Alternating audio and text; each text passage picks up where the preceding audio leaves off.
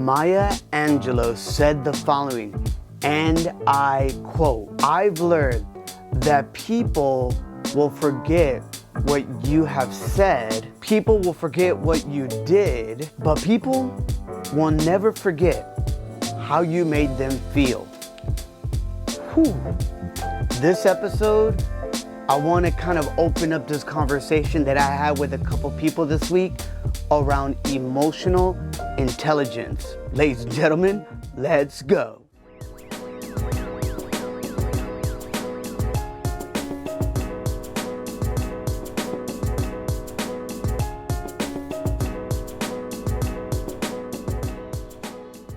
What is up, everyone? Hola, hola, ¿qué tal a cada uno de ustedes that are watching? Maybe you're listening. My name is Noan El Boricua, and I'm always excited to be able to bring a brand new episode. Everything around cultura, everything around faith, y también conexiones, because we already know this is Fuel Pasión Friday. And if you're watching or listening to this on a different day, look, we're just excited that you're willing to check out Fuel Pasión, and it's something that I'm not gonna lie, full disclosure, it's been a very hectic time personally in my life.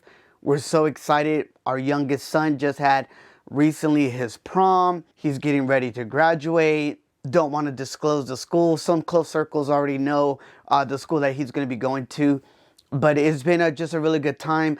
I want to give beautiful kisses to my lovely wife. We celebrated a birthday. So not only did we have Mother's Day, but our son flew down. So I had my whole family, my two boys, my lovely wife. We honored and celebrated our queen on Wednesday. That was the day they landed on her birthday. And then we went to go see the Dodgers. So we went to go see a Dodgers game as a family. Our oldest son, that was his first game since high school, and he's been out of college a couple years now. So it has been a very blessed moment. But it's in that moment, sadly enough, as we know in this world, that there was some tragedy. And I didn't post anything because with so much of that, as they say, the hustle and bustle in life of just setting up your family and make sure everybody's okay and everyone's good, we found out that Saturday, this past Saturday, that we had unfortunate news of what happened in Buffalo, New York, of this unfortunate shooting in a predominantly black neighborhood. That hurt. I had some close friends of mine and family that reached out, and it's something where, as many say, that we're just tired, and more importantly, our black brothers and sisters are tired. But it was not only that, there was for those that live in downtown LA, you might have heard there was a shooting at Grand Central Market. I want to say that was the name of it, Grand Central Market, but it's a really famous spot in downtown LA where you come together, and there was a shooting there. It didn't quite make it nationally on the news, but locally we know about it. And then we found out of what happened in Laguna Woods, just south of us here in LA, in the Orange County area, that there was a shooting at a church, and it was unfortunate. And, in all of these cases, we know that unfortunately there's fatalities. We know there's people that are injured. And we also know that there are some heroes in the midst of all of this. My prayers are for all families involved, communities involved. And again, I really, really hope that each and every one of us que podemos orar, that we could pray for just our country and the world. But I also think that we continually educate ourselves, and more importantly, that we try to figure this out. And it's not going to happen in one day. But my hope is that let's continue to have dialogue and have the understanding to be able to go forward. I appreciate you guys so much for letting me kind of open up with that. I hope in this opportunity now, I kind of want to get into this. So I want to give a special shout out to Lauren and also Lily. We had a chance at work to kind of sit down and, we've been celebrating, this month, just AAPI. And it's been really great to be immersed within the workplace.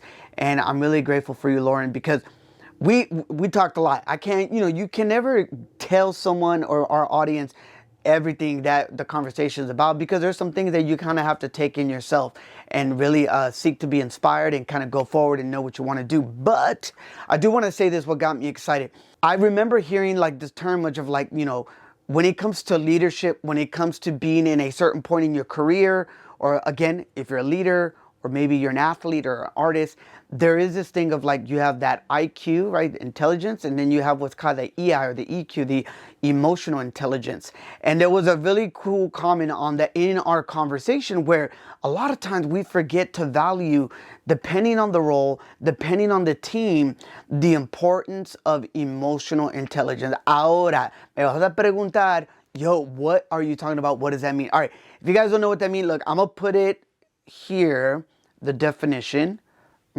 Kind of Vogue here, Madonna status. And man, did you guys hear my shoulder pop? Man, I'm getting old. Okay, emotional intelligence is something that's really important. I think it's understanding the awareness, is understanding yourself, your emotions, your awareness of who you are in whatever room and place you're in. But it's also understanding the awareness of your teammates and the people and family and friends in your life. It's almost like that kind of a saying is like, hey, read the room, Noan. Read the room in order to have that conversation. Now, I'm going to pause here because I want us to kind of now say, how do we apply this now when we think about the workplace? All right. I'm not going to lie, man. One of the challenges of trying to record is when you're around a location where there's constant sirens and just a lot of movement going on. But enough with that. If you guys, I'm going to try to put some little background music, hopefully set the mood here. Now, here's the thing. When it comes to leadership, emotional intelligence is key for leaders. If you can't effectively communicate con tu familia, with your squad, your team, or even collaborate with others, then those technical skills will get overlooked. Sorry about that. The sirens, they just keep going up. All right, here's the thing. Leaders set the tone in their organization, en el equipo de ellos. And here's the thing. By mastering emotional intelligence, you and I will be more successful. Here's the thing, emotional intelligence helps you better understand and control your own emotions and respond in a way that leads to positive outcomes. I wrote this also here. It also allows you to better understand, and I've said this word, and empathize with others, of fostering trust and cooperation. See, in order to be an effective leader, es esencial to have a strong emotional intelligence. Now, I hope that in this conversation, in this video, and as you guys are listening, that I hope that we can develop this EQ, then we can be better equipped. Again, another tool to the tool belt, right? That will allow us to be able to handle any challenges that come our way. And at the end of the day, si queremos ser, successful, tener esa victoria, we need to have some of these tools. And again, it's something that a lot of times we don't. Look, I'm gonna give a shout out to, I think women out there really understand this EQ. I even can tell you this, my abuelita understood how to tap into that. My abuelita can walk into my room when I was young and she knew when something wasn't right. Like, she knew how to read the room. She understood how to be able to empathize with me. She understood to give me ese abrazo, that little hug, and say, are you okay? Let's talk about this. It was something about that EQ of her, that awareness. And I know many can say, no, that's just that motherly grandmother love. But I want to challenge that. I think it's a little bit deeper than that. Now, there's an article that I read, and it's a really great article. It's by, I had it here. Okay, Lauren Landry wrote this article, and she gives these 4 great points about understanding EQ. Now, again, I gave you guys the breakdown of what it is, but again, this EI, this emotional intelligence, is always understanding and to be able to manage your emotions, as well as to be able to recognize and influence the emotions of those around you. Now, they say, based on this article, that back in 1990, this was the first time it was coined by the researchers John Mayer, not the singer, but John Mayer and Peter Salovey. But then it was also really, it just kind of like blew up. It got really popular by psychologist Daniel Goleman. So Goleman highlighted many things that he did this research of understanding emotional intelligence. And one of the things that he said is that the most effective leaders are all alike in one crucial way. They all have a high degree of what has come to be known as emotional intelligence. It's not that IQ and technical skills are irrelevant. They do matter, he says, but he goes on to say they are the entry-level requirements for executive positions. I'm gonna walk away from that. That's a mic drop. I just wanted to do that because It's so true, man. I think we don't understand the importance of it. And, you know, again, this article kind of talks about this very, like, again, simplifying it for each and every one of us. These 4 breakdowns of 4 competencies when it comes to emotional intelligence. We're talking about self-awareness. Woo, that's a good video for another day. Self-management, social awareness, and relationship management. I'm gonna just go on 2. Actually, I'm making a pivot here, and I'm gonna go with 2 out of the 4. And then next week's video, we're gonna embark on the other 2. We know that we need to manage our emotions, but you also tiene que leer el cuarto. I said that already a few times earlier. You gotta read the room. Social awareness describes your ability to recognize others' emotions and the dynamic play within your organization, your team, however that looks like. Now, here's the thing where you and I come in. We as leaders, right? If we excel in social awareness, that means que estamos practicando empathy. We understand that we need to strive to understand our colleagues, their feelings, their perspectives, which in return enables them to what? Poder comunicar and collaborate more effectively with peers. I'm gonna give you guys this kind of information here. It says, quote, Global Leadership Development from DDI ranks empathy as the #1 leadership skill. And let me tell you, this article was written a few years ago. And the fact that we know now that word has been actually at the forefront of leadership, we need to understand that it says, going on what it says, that reporting that leaders who master empathy performs at 40% higher in coaching, engaging others, and in decision making.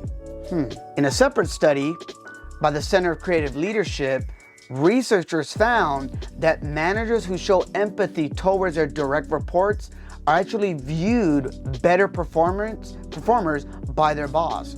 So I just think something that we always need to understand, that emotional intelligence is tapping into empathy. Because when we communicate with empathy, you can better support your team, all while improving your own individual performance. I think that's major. I think that's something that we need to understand. And the other one is, really quick, is really understanding that management of relationship, or relationship management. It's really like, how do you influence, coach, mentor others? How do you resolve conflict effectively? Now, we know that a lot of us don't like, conflict, so we try to avoid it. But I think it's always good to be able to address it in a very proper way when they come to fruition. Again, studies and research shows that there are unaddressed conflict that can waste about 8 hours of company time in gossip and other unproductive activities. That what does what? It puts a drain on the resources and morale. But here's the thing, and I leave you guys with this. ¿Tú quieres ser tu equipo happy? That was really a Spanglish moment. If you want to keep your team happy, tener gozo, you gotta sometimes have, serious moment. Leaders need to learn how to have tough conversations with their teams. Again, going to the survey by Society for Human Resource Management, 72% of employees ranked following, quote, respectful treatment of all employees at all levels, end quote, as a top factor of job satisfaction. There was a colleague that I had an opportunity to work alongside with and be his coach, and his name was Paris. Paris, if you're watching this, I know you remember all the conversations that we had. Paris, great basketball player, graduated from UNLV. Much props to you, sir. One of the things that I remember was that there were moments that I needed to have very tough conversations with Paris. And there were conversations for me that I knew the potential in my employee, but I just didn't know how to really have that conversation and hold them accountable. But it was in walking with empathy with Paris, and in return, again, the importance of having dialogue, that Paris really asking me questions as a leader and actually kind of rebutting some points. I actually respected that. I was all about being transparent and being new to moments, and that I always tell people, if I don't have the answer, I'll at least get back to you within a week to try to get the answer. Paris you made me a better leader. You made me realize the importance of that emotional intelligence and understanding to have that empathy and to be able to walk with people and that it's okay to have tough conversations. And I think for us as leaders, and maybe you're an aspiring leader in whatever area that you're going to be working in, learn to understand the importance of that emotional intelligence. I guarantee you, the more you tap into that, and we'll talk about the other two core competencies of emotional intelligence, I think the better we will become when it comes to leaders. And again, it's something that we just need to understand, right? Because we need to understand that if we communicate, we're gonna be good. If we can master emotional intelligence, that we can be able to what? Crear relaciones más fuertes, more relations that are even stronger. So here's the thing. If we want to be able to inspire others, if we want to create a more positive work environment, the beginning of all that really starts with emotional intelligence. It is muy esencial to have success in any kind of leadership role. So I close with this. If you want to be an effective leader, start by working on your emotional intelligence. Ladies and gentlemen, with that being said, the sirens keep going. I hope everything is okay within the community. I just want to say muchas gracias como siempre. I know that I haven't been really consistent. I owe you guys the 2 episodes that we recorded for the podcast on an audio version. That will be dropping soon. It's episode 3 and 4 of Don't Call It a Comeback. That is dropping soon. But more importantly, I hope that we just understand the importance of constantly seeking to be better. Read a book, check out a TED Talk, check out YouTube. Maybe you're watching this on YouTube. Or check out a video on IG. Maybe you're watching it on IG. Whatever that looks like, continue to have those conversations and continually, as we say, iron sharpens iron. And our prayers and our thoughts continually go for all those that have been effective recently these past few weeks here in America with those shootings. Como siempre, mi nombre es Noan Cruz, el Boricua. We're all about la cultura, always growing in our faith. Y como siempre, making those conexiones.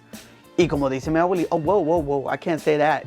Hey, if you guys want to check us out on fuelpasionpodcast.com, it's been a minute, so I got to make sure I can plug in all that good stuff. Como dice mi abuelita, que Dios te bendiga.